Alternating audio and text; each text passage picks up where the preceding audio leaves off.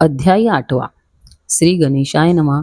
जय जय यमुना तट विहारा मधुसूदना, पतित पावना करुणा घना, गोपसखा नंदनंदना, व्रजभूषणा जगतपते, त्रिभुवन नायका गोपगणा, क्षणैना गमे तुझ्या विना, राधारमणा कुंचवना, धेनू चारिल्या स्वये तुची, कृपा करी यदुनाथा, नम्रचरणी तुझिया माथा, मार्ग दाखवी दीन अनाथा, हेच मागणे तुझ प्रती.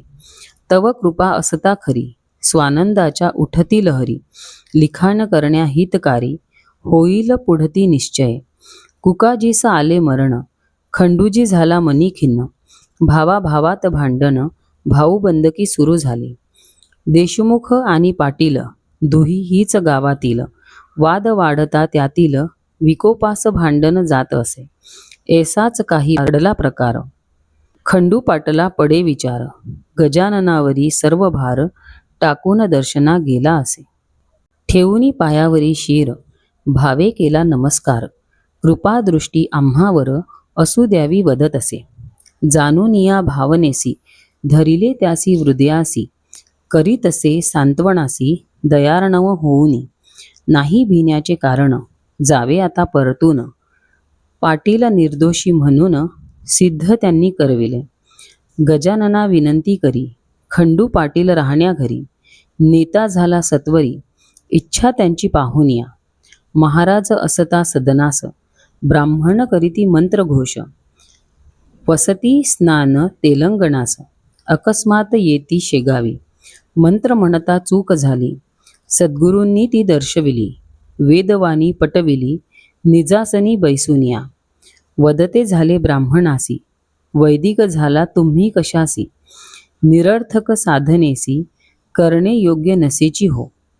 पोट भरण्या जरी ज्ञान, सत्य करावे विद्यार्जन, म्हणविता जरी ब्राह्मण, कर्मठ म्हणूनी वावरा.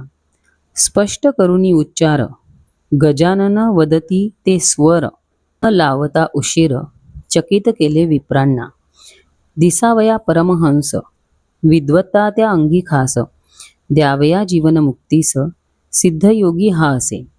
खंडू पाटला बोलाविले, हस्ते त्याच्या दान दिले, ब्राह्मण ते संतोषिले, गेले सोडून शिगावते.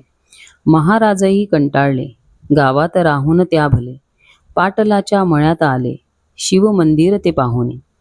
मंदिरा शेजारी ओट्यावर, सावली असे थंडगार, निंब वृक्ष बहरला वर, आसन तिथे घातले.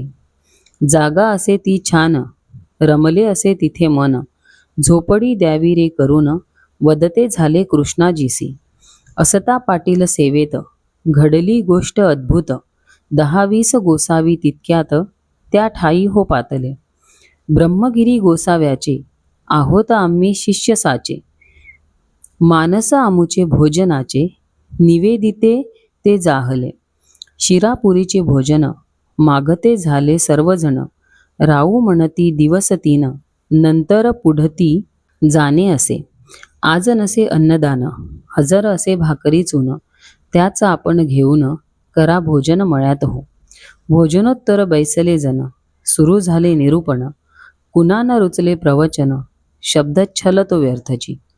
कुजबुज ती सुरू झाली, ब्रह्मगिरीच्या कानी गेली, थोर याहून गुरु माहुली, श्रद्धास्थान आम्हासी दे. गोसावी तो रागावला, समर्थापासी आला भला, चिलीम माझी गांजा भरला, भास्कर देतसे गजानना. चिलम घेतली गजानन, ठिणगी पडली पलंगी जाण, पेट घेई पांघरुण, धूर निघू लागला. क्षणात भडकला अंगार, समर्था वदला भास्कर, उतरा खाली सत्वर, सद्गुरुनाथा गजानना. तै ते वदती भास्करासी, आना इथे ब्रह्मगिरीसी, नैनन चिंतती श्लोकासी, सत्य करुणी दाखवाया. गुरु आज्ञाती मानून, भास्कर करी पाचारण, ब्रह्मगिरी घाबरून, वदतसे तयाला नच न्यावे.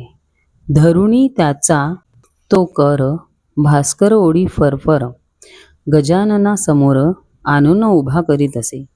नैनन दहती पावक, खरे करावे शब्द देख, गोसाव्यास त्या धाक, पडला असे खचितची, क्षमा मागे समर्थाची, ना ओळखले मी तुम्हासी, सद्गुरुवरा गुणराशी, नतमस्तक तो जाहला.